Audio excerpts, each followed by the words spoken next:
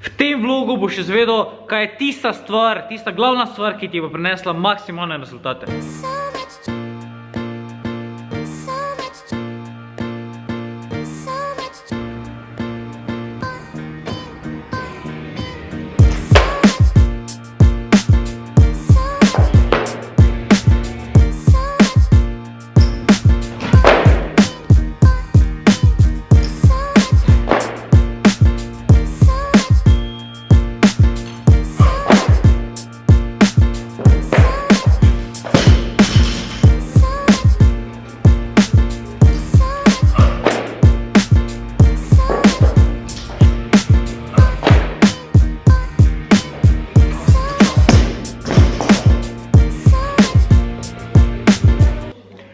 Cilj vsakega trening programa bi mogel biti to, da postaneš boljši.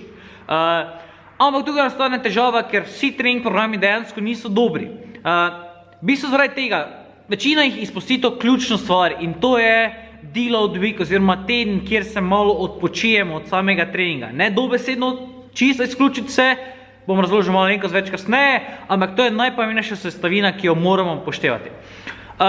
Če malo pomisliš, v enem letu, če bi vsak teden k določeni vaji dodali samo 1 kilo, bi na koncu leta napredovali za cirka 52 kil.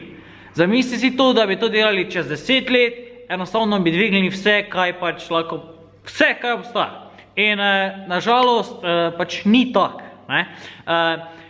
In ravno zaradi tega, ker vedno treniramo, telo pač potiskamo do svojih zmožnosti, je enkrat telesu dovolj. Ne samo mišicam, tudi centralnem živčnem sistemu enkrat nekaj odpove. Če ne delamo po pametnem trening programu. Gre se ravno za to, da uporabljamo tako imenovani deload week oziroma teden, kjer delamo manj, kot smo vajeni. Primer. Prvi teden začnemo nekje tukaj, drugi teden malenkost više, tretji teden spet malenkost više. Nekateri grejo še dlje, jaz osebno treniram tako, da 3 tedne stopnjujem, intenzivno stopnjujem same teže, vedno pravim proti, na koncu 3. tedna je dejansko za mene zelo izčrpavajoče sploh trenirati že, ker sam pogled na trening me že kar uniči. Teda ja. 4.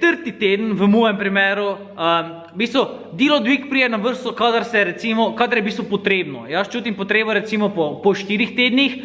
Simptomi, ki jih enostavno, kako lahko opaziš, da potrebuješ deload week, pa je prvi je ta, slabša zmogljivost. Enostavno, če opaziš, da več nisi tako dober v določenem dvigu. Tukaj prije poštev, da se enostavno vse vaje beležimo, pišemo kilograme, pišemo sete, enostavno zato je potrebno voditi trening in si zapisovati vse podatke. Druga, če ne moreš biti na treningu več skoncentriran, ali pa če nasploh več nisi skoncentriran, ne moreš se učiti, ne moreš normalno razmišljati, je to en znak, da potrebuješ malo odmora oziroma da zmanjšaš stres v življenju. Kajti stres je lih tak vihtanje in vse ostalo v življenju. Tretja stvar, pomanjkanje energije. Ena stvar je, da priješ jutro ob 6 na trening, ker si se pred pol ure komaj spol se vstal, pa komaj hodiš. Druga stvar pa je, da priješ na trening, pa si kak meni ni, kak ono, kak tretje, sam je zgovori, bla bla bla. To je en izmed pokazateljev, da potrebuješ deload week. Četrta stvar, ki je za mene sicer najbolj pomembna, čeprav je bila zdaj na 4. mestu, je to, da se ne regeneriraš. Kaj to v bistvu pomeni? To pomeni, da priješ v gym, prej ko začneš trenirati, trajiš 45 minut, 1 uro, da se raztegneš, zvalčkaš, ne vem kaj še vse, prej ko se dejansko sploh začneš ogrevati. To je en izmed pokazateljev, da pač enostavno potrebuješ deload week. Ena stvar je to, da je bil pač prejšnji dan brutalni trening in te pač nekaj boli in si malo otečen. Druga stvar pa je to, da se ti to pojavilo že celi teden, 14 dni, 1 mesec, kakorkoli. Teda ja, to je ena izmed pomembnejših stvari, vsaj v mojem primeru. Vse, kar moraš storiti, je to v bistvu, ne da nehaš trenirati za en teden, ker to, da treniraš, da se gibaš, je ful pozitivno za telo in ful pozitivno za regeneracijo, ker ravno s tem pospešimo to krvi, metabolizem je hitrejši in tožen in ena stvar, pozitivna stvar glede treninga. Kaj moraš ti storiti je to, da enostavno zmanjšaš intenzivnost in volumen treninga. To pomeni, če skupno narediš 20 setov vseh recimo različnih vaj, naredi zdaj 40% tega.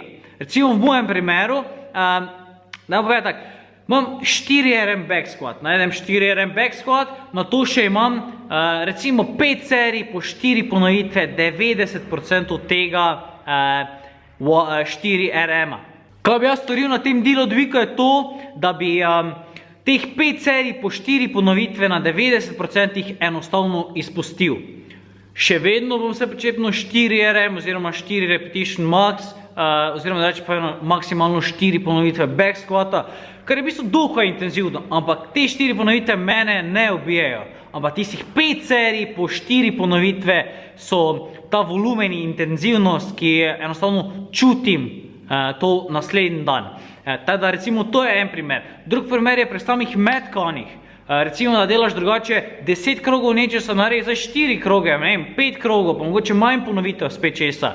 In na tak način, da enostavno zmanjšaš intenzivnost in volumen vaj, ki delaš, je pravi način, da pač priješ hitreje do nekih rezultatov. Ker ravno zaradi tega, ko bo telo spočito, regenerirano in pripravljeno spet dvigovati večje teže, dvigniti volumen, več ponovitev, več serij, boš hitreje napredoval, enostavno boš lahko dvignil več in s tem boš večji, močnejši, hitrejši, eksplozivnejši, ne vem kaj še vse. Tako da, delaj delo dvig.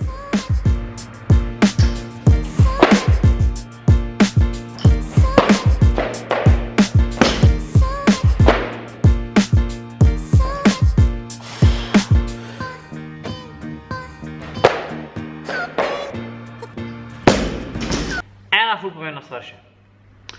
Vse vaje, ki delaš na deload dvigu, pa ne samo takrat, nasploh, ampak predvsem takrat, kadar je deload dvig, delaj hitro in s pravilno tehniko. Ker zdaj imaš cajt, da se posvetiš tehniki.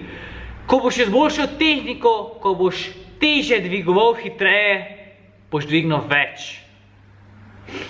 Zdaj se posveti tehniki, ker pol, ko bo heavy week, oziroma te, ko boš imel naloženo palce, koliko se da, ne moreš študirati kaj preveč o sami tehniki, ampak se mora zgoditi tak.